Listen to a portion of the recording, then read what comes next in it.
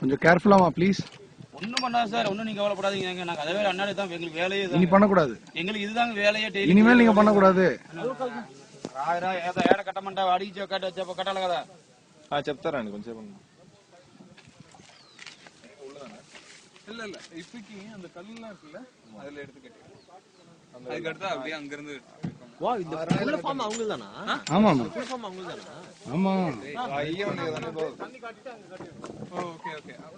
மெதுவா மெதுவா மெதுவா பாத்தாங்க மயில.